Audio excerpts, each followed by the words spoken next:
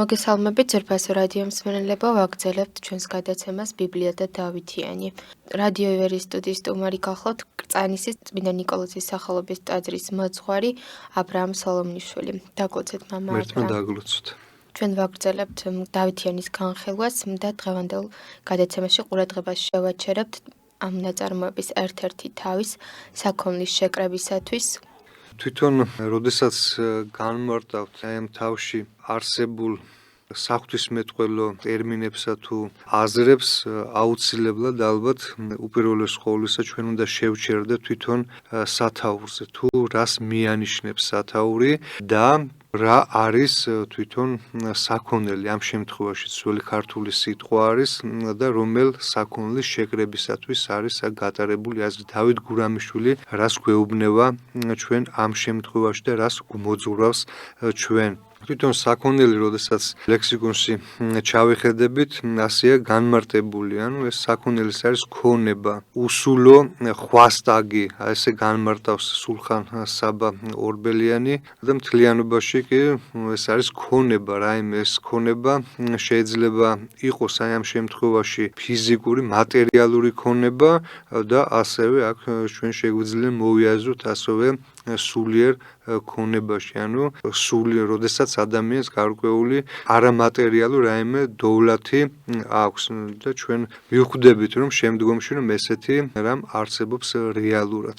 ერთი სიტყვით, დავით გურამიშვილი ჩვენ მოძღვრავს თუ რა არის უპირველეს ყოვლისა ქონება და უპირველეს ყოვლის ადამიანი რის დასაუნჯებლად უნდა იღუწოდეს, ანუ რა არის ჭეშმარიტი საქონელი, ანუ ქონება, ანუ ხვასტაგი. ჩვენ ვიცით უკვე აღვნიშნეთ კიდევაც, რომ არსებობს ქონება ხორციელი და სულიერი და აქ როდესაც აი ამაზე საუბრობთ, გვახსენდება ჩვენ გრიგოლ ხანძთელის ცხოვრება, წმინდა გრიგოლ ხანძთელის ცხოვრება, სადაც წმინდა გრიგოლი ბრძანებს, მიმართავს იქ მყოფ წარჩინებულ ადამიანებს, რომელთაც გააჩნდათ გარკვეული მატერიალური შესაძლებლობა, შემდეგი სიტყვებით მიმართავს მათ. ჩვენ გვაქვს სულიერი კეთილი, ხოლო თქვენ გაქვთ ხორციელი კეთილი და ურთიერთარს შევაზავნოთ. ანუ არსებობს როგორც აღვნიშნეთ, როგორც მატერიალური კეთილი, ასევე სულიერი კეთილი და მათი შეზავება, შეერწყმა, ერთობლივად წარმართვას მოაქვს ის შედეგი, რა შედეგიც ჩვენ ვიცით, რომ შემდგომ გამოიღო წმინდა გრიგოლ ხანძთელის მოღვაწეობა. ჩვენ ვიცით, რომ აქვე აღვნიშნავთ, რომ ამ შემდგომ ამ პერიოდს მოჰყვა უკვე დავით აღმაშენებელის ეპოქა. სწორედ დავით აღმაშენებელის ეპოქას, თამარის ეპოქას საფუძველი ჩაეყარა სწორედ ესეთი სულიერი და მატერიალური დოვლათის შერწყმით და დიდი შრომითა და რუდუნებით. აქ როდესაც ჩვენ საუბრობთ ქონებაზე, აუცილებლად უნდა გავიხსენოთ ქრისტიანული მოძღვრება, როგორც მატერიალური ქონების შესახებ, ასევე სულიერი ქონების შესახებ. გავიხსენოთ ჩვენ მდიდარი ჭაბუკი სახარებიდან, იმიტომ რომ ხშირად არის ესეც რამეს გავიგებთ ჩვენ, რომ თითქოს სიმდიდრე წარსაწმედელისკენ მიიყვანს ადამიანს, თითქოს სიმდიდრე რამ ცუდი რამ არის და ადამიანი მას და მას აუცილებლად გლახაკი უნდა იყოს და უპოვარი უნდა იყოს, რაც რა თქმა უნდა არასწორი ცნობიერების ბრალი, არასწორი გააზრება არის, არასწორი მიდგომა საკითხთან, ამ საკითხთან დაკავშირებით. და განსაკუთრებულად შეიძლება ადამიანმა მოიყვანოს მაგალითი სახარებიდანაც კი დაიმოწმოს, არასწორად რა თქმა უნდა დაიმოწმოს შემდეგი სიტყვები სახარებიდან ამენ გეტყვი თქვენ რამე თუ მდიდარი ძნიად შევიდეს სასუფეველსაც ათას. ეს როგორც აღვნიშნეთ, წერია მდიდარი ჭაბუკის იგავში, როდესაც აცხოვარ შეხვდა ერთ-ერთი მდიდარი ჭაბუკი და ეუბნება, რომ მოძღვარ, მე რა გავაკეთო, რომ სათა სასუფეველი დავიმკვიდრო და ეუბნება მაცხოვარ, რომ შენ გაქვს რჯული, ცნებები და ჩამოუთვლის მათ მცნებას და ეს დაიმარხე შენ და შენ ცხონდე ვხვდები და შემდეგ ეუბნება რომ მდიდარი ჭაბუკი ჩემი ყრმობიდან ეს ყოველივე დამიმარხავს და კიდევ რა გავაკეთო, კიდევ რა ვქნა მე და შემდეგომ უკვე ეუბნება მაცხოვარი მას რომ გაყიდე შენი მონაგები რაც გაქვს დაურიგე გლახაკებს, ღარიბებს და შემომიდექი მე და ჩვენ ვიცით რომ ეს ჭაბუკი ძალიან მდიდარი იყო, ამიტომ მას დაენანა ამ თავისი ქონების გაყიდვა მოწყალების სახით დარიგება, გაცემა და ესეთი დაღონებული წავიდა განეშორა მაცხოვარს და შემდგომ უფალი ბრძანებს რომ უადვილეს არს აქლემი განსულად ხვრელსა ნემსისასა ვიდრე მდიდარი შესულად სასუფეველსა ცათასა და ეს ადგილი ეს მთლიანად ეს ნაწილი სახარებიდან თუ არასწორად განიმართა, რა თქმა უნდა, შეიძლება ადამიანს ჩამოუყალიბდეს ისეთი აზრი, თითქოს მატერიალური სიკეთე, მატერიალური დოულეთი, რაღაც სულის წარსაწმედელი რამ არის, რაც რა თქმა უნდა, არასწორი შეხედულება. წარსაწმედელია მაშინ, თუ კი ეს ქონება არასწორი გზით არის მოპოვებული და ან არასწორად იხარჯება და ეს უაზროდ იხარჯება და არა ღვთისადიდებლად, არამედ რაღაც ადამიანის პიროვნების განსადიდებლად და ან გარყვნილებაში და ასე შემდეგ და ასე შემდეგ. ახლა რაც შეეხება უადვილეს არს აქლემი განსულად ხვრელსა ნემსისას, აქ ნემსის ხვრელი აქ როგორც მამები განმარტავენ, ეკლესიის მამები განმარტავენ, ეწოდებოდა იერუსალიმის გალავანში არსებულ პატარა კარიბჭეს, სადაც დაგვიანებული სტუმრები, ვაჭრები შედიოდნენ, როდესაც ის დიდი ჭიშკარი იკეტებოდა და თუ კი აქლემი არ ჩამოიხსნიდა იმ ტვირთს, რომელიც მას ზურგზე ჰქონდა აკიდებული, არ დაიჩოქებდა და ისე არ შევიდოდა იერუსალიმში, სხვანაირად შეუძლებელი იყო და აქ რა თქმა უნდა სახეობრივად უნდა გავიგოთ ეს აქლემის დაჩოქება, ეს არის თავდაბლობა, ტვირთის მოხსნა ამ ცხოვრებისეული რაღაც სიამის კეთილდღეობისადმი არალტოლვა და ასე შემდეგ. ერთი სიტყვით სიმდიდრე თავისთავად კი არ არის ბოროტება, არამედ თუ კი ადამიანი სიმდიდრეს ემსახურება და არა სიმდიდრეს იმსახურებს თავისადმი, აი ამ დროს უკვე არის უდიდესი ბოროტება შეიძლება წარმოქმნას ამ თვითონ ამ სიმდიდრედან და ამ ქმედებამ. ასე რომ კიდევ გავიხსენებ მე სახარების სიტყვებს რომ შაბათი კაცისათვის და არა კაცი შაბათისათვის, არა იგივე შეიძლება პირდაპირ არ ეხმიანება ამას, მაგრამ შეიძლება ასე გადმოვიტანოთ ჩვენ რომ ქონება დოვლათი კაცისათვის და არა კაცი დოვლათისათვის და ქონებისათვის. ესე იგი ყოველივე რაც ღმერთმა შექმნა ეს შეიქმნა ადამიანისათვის და ადამიანის საკეთილდღეოდ რა თქმა უნდა. ერთი სიტყვით, როდესაც აი ეს თავი მიძღვნილი არის საქონლის შეკრებისათვის, ანუ მქონების შეკრებისათვის და აქ უფრო მეტწილად დავით გურამიშვილი მოგვიწოდებს ჩვენ, რომ შევიძინოთ სულიერი ქონება, არა მატერიალურზე კი არ არის გამახვილებული ყურადღება, არამედ სულიერ ქონებას. და ახლა რა მოიაზრება ამ შემთხვევაში ჩვენ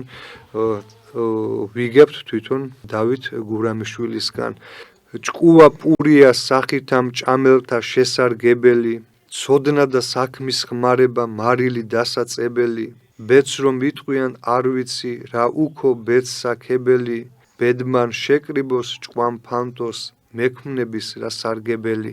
ამ შემთხვევაში ჩვენ გვაინტერესებს თუ რას ნიშნავს ჭკუა, ცოდნა და საქმე. ხო ჭკუა ამ შემთხვევაში ჩვენ უნდა გავიგოთ როგორც გონება. გონება ყველას აქვს, რა თქმა უნდა, ყველა ადამიანს აქვს გონება, ანუ ნიჭი ღვთისა და რომელსაც დავით გურამიშვილი ადარებს პურს, ანუ საჭმელს.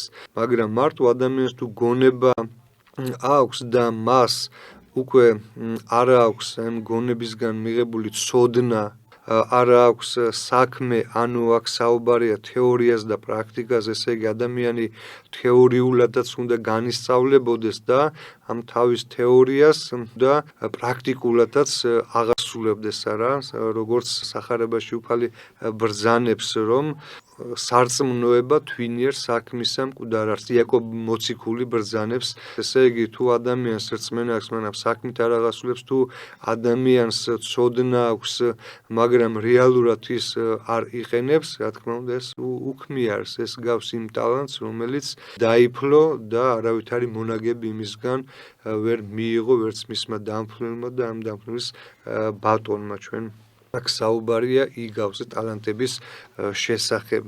ერთი სიტყვით ამ სტროფში ჩვენ ყურადღებას ვამახვილებთ ჭკუაზე, ანუ გონებაზე, თუ რას ნიშნავს და ეს სახეობრივად გადმოცემული როგორც პური, მაგრამ თუ კი არ აღორძინა ადამიანმა თავისი სული, თავისი გონება, თუ ცოდნა არ თუ არ შემეცნება არ მოხდა და შემდეგ ცოდნა არ დაიუნჯა და ეს ცოდნა შემდეგ პრაქტიკულად გამოყენებული არ არის, მაშინ ის ფაქტიურად არაფრად არ უღირს და არაფრად არ ღირს, რა თქმა უნდა.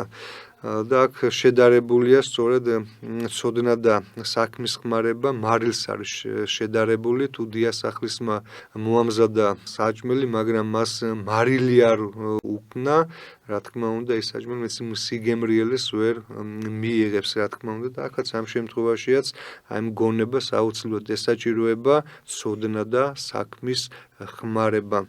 შემდგომი სიტყვა, ალბათ შემდეგ თემაზე უნდა გადავიდეთ ჩვენ, ეს არის ბედი. ამაზე ამახვილებს დავით გურამიშვილი ყურადღებას და გადმოგცემს ჩვენ თუ როგორ გაიაზრებოდა იმ დროისათვის, და ამ შემთხვევაში დავით გურამიშვილისათვის ბედი. და ამ სიტყვას სხვადასხვა დატვირთვა ჰქონდა, როგორც ჩანს და დღესაც ასევე არის. და მე წავიკითხავ სტროფს, სადაც საუბარია ბედზე. ბედი არს გცევა წუთისა ვით დღისა ნაობინდობა, ავდარობა თუ დარობა, ცის მოღრუბლვა თუ წმინდობა, ხან მოსწვავს ნამთა სიმცირე, ხან ალპობს ღვართა დიდობა, დღეს მომცემს, ხვალ კი წამართმევს, ამად არა მაქვს მინდობა. და თვითონ საინტერესო არის ქრისტიანული სწავლება, შეხედულება ბედის შესახებ, თუ რა არის ბედი, როგორ შეიძლება გავიაზროთ ეს სიტყვა და ამავე დროს, რა თქმა უნდა, პარალელიც უნდა გავავლოთ ჩვენ დავით გურამიშვილთან. თვითონ ბედი, რასაც ქვია, გვხვდება ასევე შოთა რუსთაველთანაც გვხვდება, მაგრამ მას, რა თქმა უნდა, სულ სხვა დატვირთვა აქვს ამ შემთხვევაში. ეს უნდა განვასხვაოთ ჩვენ ბედი და ბედისწერა. ბედისწერას, რა თქმა უნდა, ქრისტიანული ეკლესია არანაირად არ აღიარებს ამას. ამ სწავლებას არ აღიარებს, თითქოს რომ ადამიანის ბედი, ცხოვრება წინასწარ განსაზღვრული არის და ამ დროს უკვე, რა თქმა უნდა, უგულებელყოფილი ადამიანის პირადი ნება, თავისუფალი ნება და ეს, რა თქმა უნდა, ქრისტიანული სწავლებისათვის ყოვლად მიუღებელია.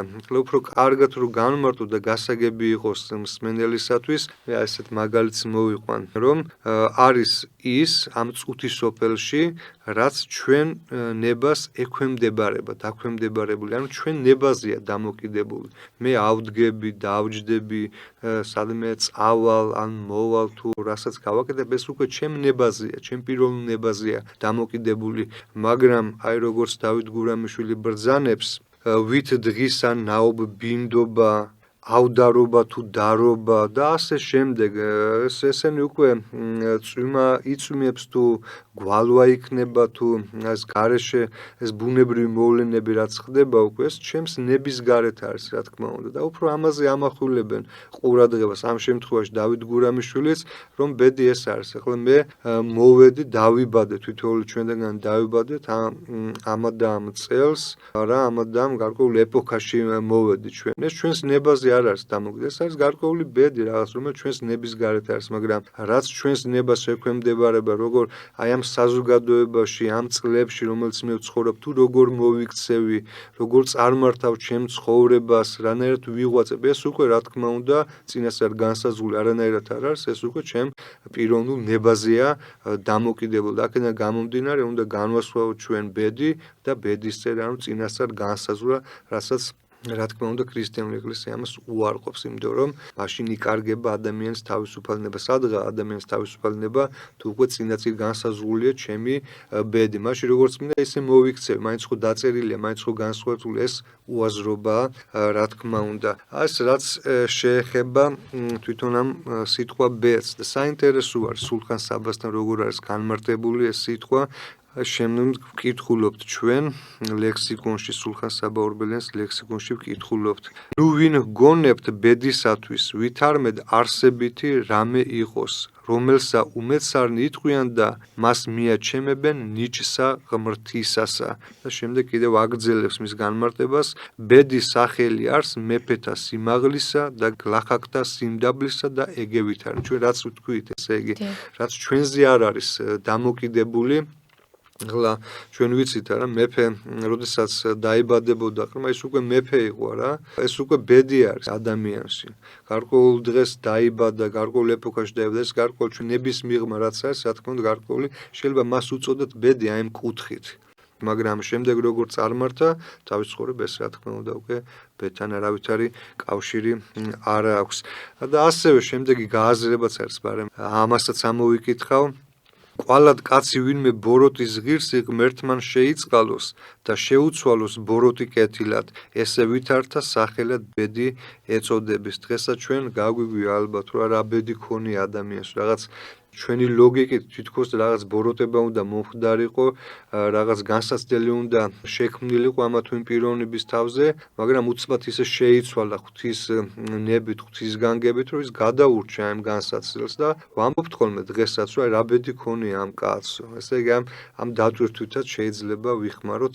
ეს სიტყვა როგორც თქვით ჩვენ უნდა განვასხვაოთ ეს ბედი და ეს ბედის წერა ერთმანეთისაგან და ჩვენ არ უნდა მივაწეროთ დავით გურამიშვილის თითქოს აი ეს ბედის წერას რაღაც იზიარებს და ასე შემდეგ სულ სხვა რამზეა აქ საუბარი შემდგომ ჩვენ ყურადღებას გავამახვილებთ 65 სტროფზე აი ამ თავის რომელიც შემდეგნაირად იკითხება აც ბედი გითხრა მართალი მიახლა მამა გონდაო რაზომსა შხრეკენ საწუთროს ბრძენთ ბედი არ მოსწონდაო ამად არც ლხინსა არც ჭირსა გრძლად ბოლო არა ჰქონდაო ბედი მას ქვია ვინც რომე არ მოკვდა სულით ცხონდაო ჩვენ ახლა ბედზე უკვე ფაქტურად ამოვწურეთ საუბარი გასაგებად თქვი ჩემი აზრით და ახლა მე მინდა ყურადღება მივაქციო შემდეგ სიტყვებს არც ლხინსა არც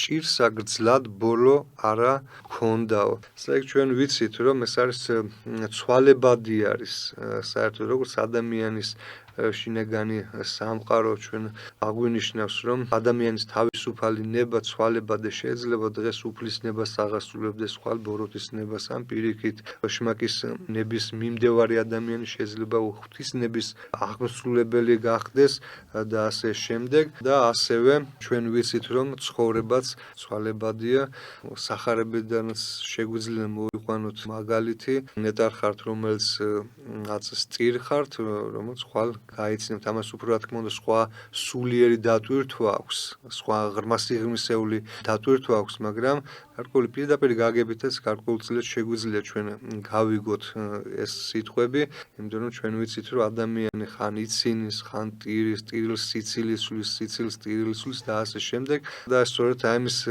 წუთი სოფლის კარგად დანახვა კარგად გააზრება ჩანს დავით გურამიშვილის მხრიდან შემდგომ ჩვენ ყურადღება უნდა გავამახვილოთ ალბათ 66-ე და 67-ე სტროფებზე, სადაც ნახსენებია დომა, ანუ სურვილზეა საუბარი, ანუ გულის თქმა, რასაც ძველ ქართულად გულის თქმა ეწოდება. ამოვიკითხავ მე ერთ სტრიქონს, სადაც ნახსენებია დავით გურამიშვილი ახსენებს სიტყვან დომას თუ როგორ არის გააზრებული მისგან. ჭკვის უკეთესი საქონლად არ არა საქონელია, მაგრამ თუ დომა გულს აბრმობს, არ ადვილ საშოვნელია.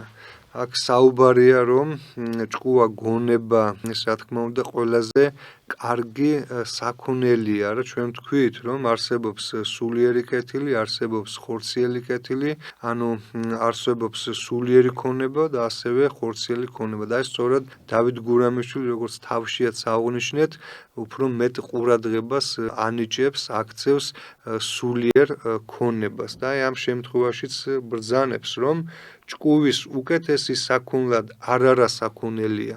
ანუ რაც გონებისზე აღმატებული, რაც ადამიანს აქვს. აი ამაზე მეტი არაფერი არ არსებობს. ესე იგი ყველაზე პირველ რიგში აყენებს სწორედ ჭკუა გონებას, ცოდნას დავით გურამიშვილი, მაგრამ შემდგომში უკვე ის ბრძანებს რომ მაგრამ თუ ნდომა, ანუ გულის თქმა, გულს აბრმობს, ანუ გულს აბრმავებს, სულს აბრმავებს, არ ადვილ საშოვნელია, ანუ ვერ იშოვის ადვილად ადამიანი ამ ჭკუა გონებას. რა თქმა უნდა, ამ საკითხთან დაკავშირებით ერთი-ორი სიტყვა უნდა ითქვას, იმიტომ რომ ეს განეკუთვნება, რა თქმა უნდა, ზნეობრივ ღვთისმეტყველებას, ამ საგანს განეკუთვნება, ეს დავით გურამიშვილის ეს სწავლა მოძღვრება და თვითონმა ადამიანმა რა თქმა უნდა იცოდეს და უნდა ვიცოდეთ და ვაცნობიერებდეთ თუ რაოდენ უარყოფითი შედეგი შეიძლება მოგვცეს ჩვენ უკეთურმა გულის თქმებმა, უკეთურმა სურვილებმა და როგორც დავით გურამიშვილი ბრძანებს, სწორედ გულს აბრმავებს, ანუ სულიერ თვალს აბრმავებს უკეთური გულის თქმები, ადამიანს უკვე ვეღარ გაურჩევია ამ დროს რა არის შავი, რა არის თეთრი, რა არის კეთილი, რა არის ბოროტება და ფაქტიურად ის სურვილი, რაც მას აქვს და რაც უნდა გქონდეს, ანუ ჭკუა გონების მოკრება, ანუ სულიერი საუნჯის აღუსება, აი ამ დროს უკვე რა თქმა უნდა ის უძლურია, ეს ვერაფერს ვეღარ აკეთებს, იმიტომ რომ მას დაუბრმავდა უკვე სულიერი თვალი, ანუ გულის სიბრმავე გამოიწვია ამ დომამ, უკეთურმა გულის თქმამ, ამიტომ უკვე რა თქმა უნდა მას გარჩევა აღარ შეუძლია კეთილსა და ბოროტს შორის.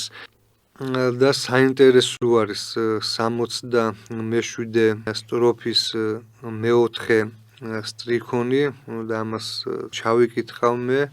დომა მიიყვანს მიმყოლსა შესარცხვენს წარსაწყმედელსა. ესე იგი ეს უკეთური დომა სურვილი ადამიანს სიკეთისკენ კი არ წარუძღვება, როგორც ამუშნეთ პირიქით სულიერ სიბრმავე დაეუფლება მას და ეს სულიერი სიბრმავე უკვე გამოწვეული უკეთური გულის თქმისაგან მიიყვანს ადამიანს, მისი მიმყოლი მივა უკვე შესარცხვენელსა და წარსაწყმელს, ანუ ამ წუთის სოფელშიაც ის შერცხვენილი იქნება, დარცხვენილი იქნება და შემდგომ უკვე სამომავლო ცხოვრებაში უკვე წარსაწყმედელისკენ იქნება ის მიქცეული, ანუ ჩვენ ვიცით რომ არსებობს 64, ანუ ცათასასუფეველი და ასევე ჯოჯოხეთი და ეს გულის თქმა სწორედ წარმართავს ადამიანს, იგივე რომ ცათასასუფეველი გარო ჯოჯოხეთი დაიმკვიდროს. ეს სწავლა მოძღვრება დავით გურამიშვილის შეგონება, რა თქმა უნდა, თვითონმა ჩვენგანმა უნდა მივიღოთ,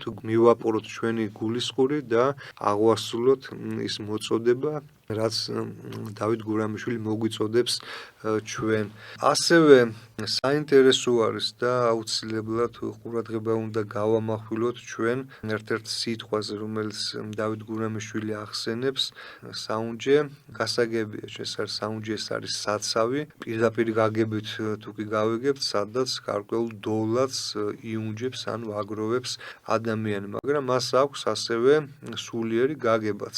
ჩვენ ვიცით რომ უფალი გვეუბნება რომ საუნჯე თქვენ გქონდეთ ზეცაში, სადაც დაიუნჯებთ იქ, ან მადლს დაიუნჯებთ, სადაც ვერც ქურდი მოიპარავს და ვერც მრღნელი დახრხის და ასე დაღრღნის და ასე შემდეგ. ესე იგი, ამ შემთხვევაშიაც დავით გურამიშვილი უფრო მეტ ყურადღებას აქცევს, რა თქმა უნდა, სულიერ საუნჯეს, აქეთკენ წარმართავს ჩვენს აზროვნებას.